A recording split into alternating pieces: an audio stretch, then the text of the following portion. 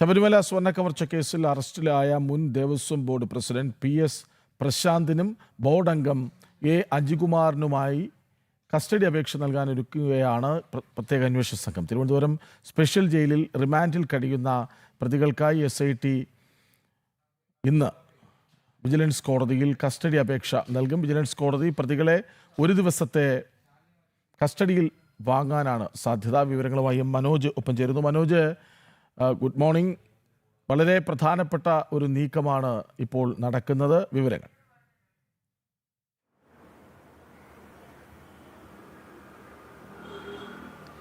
Good morning.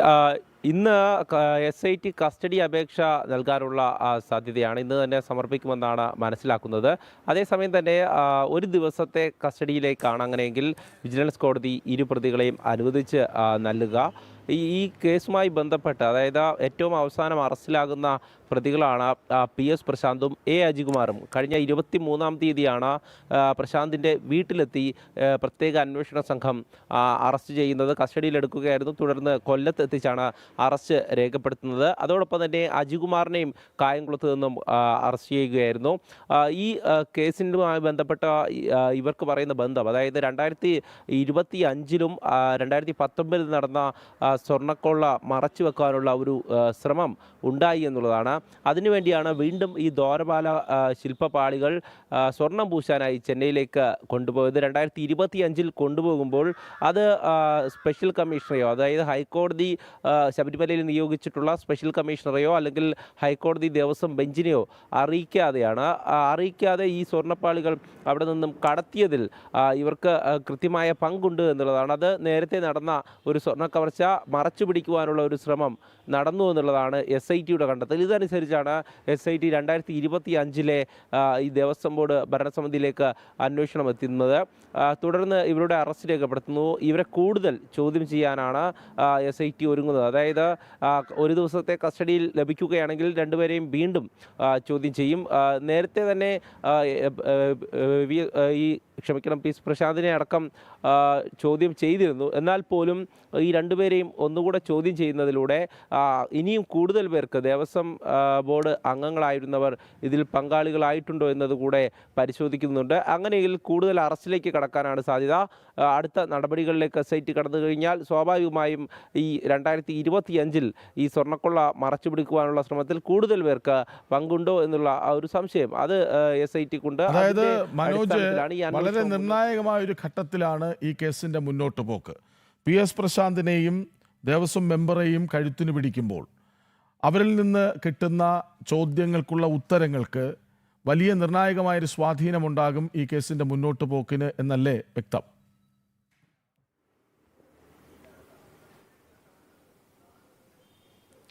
തീർച്ചയായും അതുതന്നെയാണ്. നിലവിലിപ്പോൾ റിമാൻഡിൽ കഴിയുന്ന പ്രതികളാണ് PS പ്രശാന്തും A അജികുമാറും. അപ്പോൾ സ്വാഭാവികമായും ഇവരിൽ നിന്നും SITക്ക് കുറേയധികം വിവരങ്ങൾ തേടേണ്ടതുണ്ട്. ആദ്യഘട്ടത്തിലൊന്നും തന്നെ കേസിൻ്റെ നിർണായകമായിട്ടുള്ള വിവരങ്ങൾ ഇവരിൽ നിന്ന് ലഭിച്ചിരുന്നില്ല. എന്തായാലും പോലീസ് ഈ പ്രത്യേക അന്വേഷണ സംഘം കൂടുതൽ വിവരങ്ങൾ ശേഖരിച്ച ശേഷമാണ് ഇരുവരെയും ഒന്നിച്ചു ചോദ്യം ചെയ്യാൻ ഒരുങ്ങുന്നത്. അപ്പോൾ സ്വാഭാവികമായും ഇവരിൽ നിന്ന് ലഭിക്കുന്ന നിർണായകമായിട്ടുള്ള വിവരങ്ങൾ കൂടെ ചേർത്ത് വെച്ചായിരിക്കും ഇനി മുന്നോട്ടുള്ള അന്വേഷണം പോകുക, അടുത്ത ഘട്ടത്തിലേക്ക് പോകുക. വലിയ ആക്ഷേപം ഉയർന്നത്, അതായത് PS പ്രശാന്ത് തന്നെ പ്രതികരിച്ചത് തന്നോട് രാഷ്ട്രീയ വൈരാഗ്യമാണ്, അല്ലെങ്കിൽ രാഷ്ട്രീയപരമായ താല്പര്യങ്ങൾക്കനുസരിച്ചാണ് തൻ്റെ അറസ്റ്റ് രേഖപ്പെടുത്തിയതെന്നൊക്കെയാണ്. എങ്കിൽ പോലും 2025-ലുണ്ടായിരുന്ന ഭരണസമിതി എന്തുകൊണ്ട് ഈ സ്വർണ്ണപാളികൾ പുറത്തേക്ക് കൊണ്ടുപോയപ്പോൾ ആരെയും അറിയിക്കാതെ കൊണ്ടുപോയി എന്നുള്ള ചോദ്യം അവിടെ അവശേഷിക്കുകയാണ്. അതിൽ കൃത്യമായിട്ടുള്ള കാരണം പറയുന്നത് ഹൈക്കോടതി നിയോഗിച്ചിട്ടുള്ള സ്പെഷ്യൽ കമ്മീഷണറുണ്ട്. എന്ത് തരത്തിലുള്ള നീക്കങ്ങൾ ശബരിമലയിൽ ക്ഷേത്രവുമായി ബന്ധപ്പെട്ട് നടത്തുമ്പോഴും കൃത്യമായും ഹൈക്കോടതിയിൽ അത്, അല്ലെങ്കിൽ ഹൈക്കോടതി നിയോഗിച്ചിട്ടുള്ള സ്പെഷ്യൽ കമ്മീഷണറെ അത് അറിയിക്കേണ്ടതുണ്ട്. എന്നാൽ ആ രീതിയിലുള്ള കാര്യങ്ങളൊന്നും തന്നെ കൃത്യമായി ചെയ്യാതെ അവിടെ നിന്നും ആരെയും അറിയിക്കാതെ സ്വർണം പുറത്തേക്ക് കൊണ്ടുപോയ ശേഷം പിന്നീട് ഈ കാര്യങ്ങളെല്ലാം പുറത്തു വരുമ്പോൾ, അതായത് 2019 നടന്ന സ്വർണ്ണക്കവർച്ച അടക്കം പുറത്തേക്ക് വരുമ്പോൾ അതുമായി ബന്ധപ്പെട്ടുള്ള അന്വേഷണമാണ് SIT നടത്തിയത്. ഈ 2025 ഭരണസമിതിക്കും 2019 എന്ത് തരത്തിലുള്ള ബന്ധമാണുള്ളത് എന്ന് മനസ്സിലാക്കുമ്പോൾ നമുക്ക് സ്വാഭാവികമായും അറിയാം 2019 A പത്മകുമാറിൻ്റെ നേതൃത്വത്തിലുണ്ടായിരുന്ന ഭരണസമിതി, അന്നത്തെ ദേവസ്വം ബോർഡ് പ്രസിഡന്റ്, ആ പ്രസിഡന്റിൻ്റെ സമയത്ത് നടന്ന സംഭവം മറച്ചു പിടിക്കുവാനുള്ള ഒരു ശ്രമം, അതിന് പിന്നിലുണ്ടായിരുന്നത് ഇവരുടെ രണ്ടുപേരുടെയും പശ്ചാത്തലം നമുക്ക് പരിശോധിച്ചാൽ അറിയാം. ഒരു ഇടതുപക്ഷ പശ്ചാത്തലമുണ്ട്, കൃത്യമായും CPM സഹായിക്കുന്നവരാണ്.